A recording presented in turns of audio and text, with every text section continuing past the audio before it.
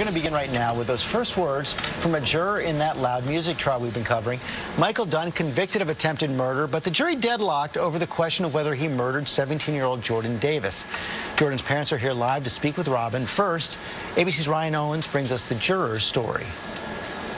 I believed he was guilty. But the first juror in the Michael Dunn case to speak out says not everyone in the jury room agreed. We pretty much knew after about 2 days with that whole self-defense thing that we were going to be hung. In an exclusive interview with ABC News, juror number 4 says 3 members of the jury believe the story of self-defense Dunn told from the stand. He's showing me a gun and he's threatening me. In the end, she says the split was 9-3, with most believing the 47-year-old software developer should be held accountable for the death of 17-year-old Jordan Davis. No life was taken. I mean, there is no longer a Jordan Davis, and there's only one reason why that is. As to count 1, I would declare that mistried. That hung jury meant a mistrial on the murder count. The state's attorney is vowing to retry Dunn on that. The teen's mourning mom also promising to keep up the fight. We will continue to stand, and we will continue to wait for justice for Jordan. The jury did convict Dunn on 3 counts of attempted murder for firing at the 3 other boys in the car that night a year and a half ago outside a Jacksonville gas station after an argument over loud music. Oh my God, somebody's shooting. We all agreed that there was an imminent threat to these young men that were in the car. Under Florida law, Dunn will spend the next 60 years behind bars. Nothing will bring back their son, nothing. I am sorry, of course. I hope that they feel that we didn't do them a disservice. For Good Morning America, Ryan Owens, ABC News, Jacksonville, Florida. And joining us now, Jordan Davis's mother and father, Lucia McBath and Ron Davis, along with their attorney, John Phillips. Good morning to you all. Good morning. Good to have you here. I hope that you know that you remain in the thoughts and prayers of many around the world. Thank you. You were riveted listening to the juror. I was watching you, watching her, and all the words that she said, especially at the end, saying that they hope that they didn't do you a disservice. Your thoughts on what the juror said? We know that the jurors, when they walked in that room to deliberate, we know without a doubt that they were posed with a very delicate but a very profound decision that they had to make. And we believe absolutely with all of our hearts that they did everything that they could to come to what they believe was the most just decision.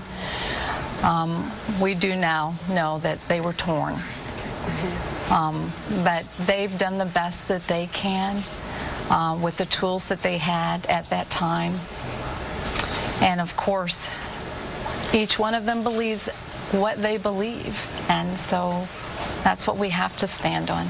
And she was very forthright in saying, this particular juror, she said that there were 3 who believed that it was self-defense. There are many in the country who are wondering how someone could come to that conclusion.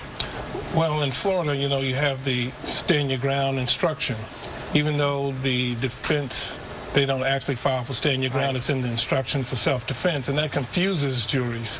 You know, these people are torn because of the jury instruction, I believe, and not the case. I believe the facts to everybody in the world show that this guy had indifference toward my son and just killed him and continued to shoot at the boys in the car. And so, being that they found him guilty on attempted murder 3 times, each count, they knew that's what he did. But the jury instruction on the stand your ground part is very confusing. So I do think she did the best she could as a juror, but I think that those laws have to be rewritten.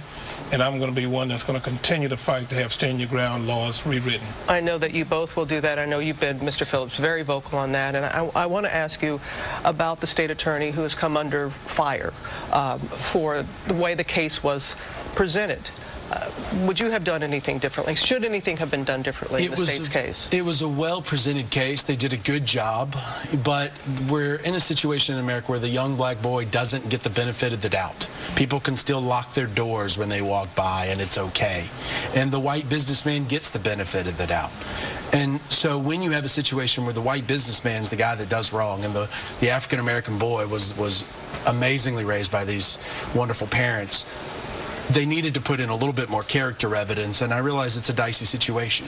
And that's an excellent point, because a lot of people were like, why aren't they talking more about your son? So you tell us about your son. Oh, and I think we've spent a lot of time letting the country know who Jordan was. Jordan was just, as people say, the life of the party. He had a wonderful sense of humor, just very intuitive, very wise, and a very compassionate child. Very sensitive. He was very much in tune to people's feelings around you. He was very inclusive, always wanted to include everyone.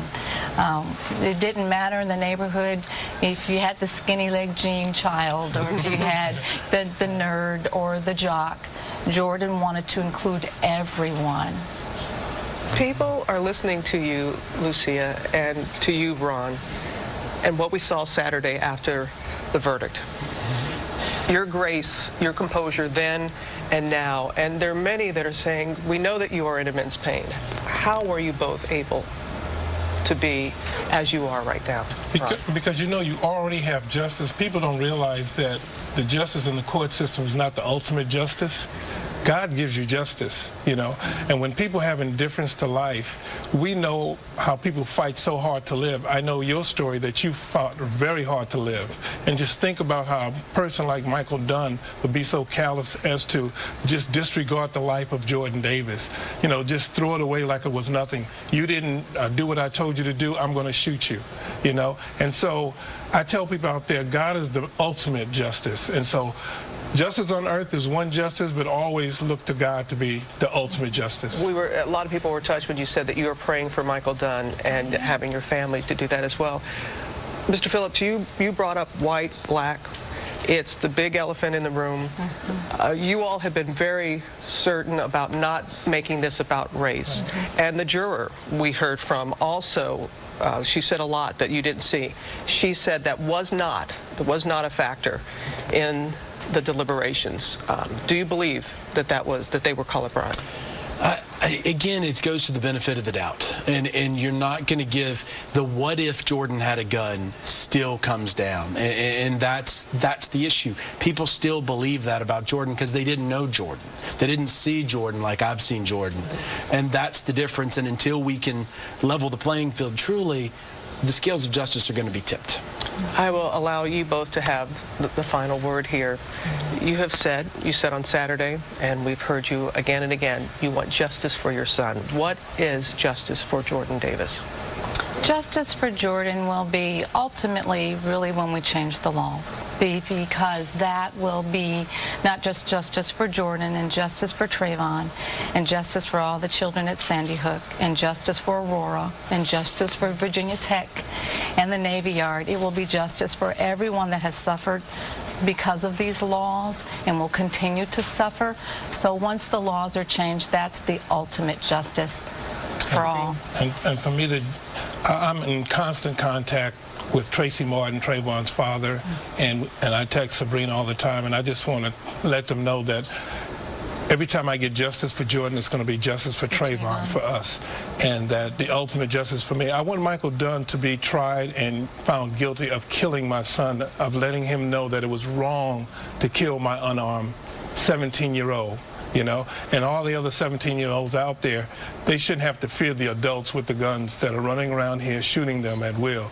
If you throw popcorn in someone's face, they want to shoot you because you threw popcorn in their face. That's what we've come to, and we have to stop. We have to come together as a nation and have a real dialogue about that. Yes. Thank you both. Thank you very, very much. Mr. Phillips, appreciate it. My pleasure. We continue to lift you up. Thank you very much. Let's get outside now to Ginger in the weather.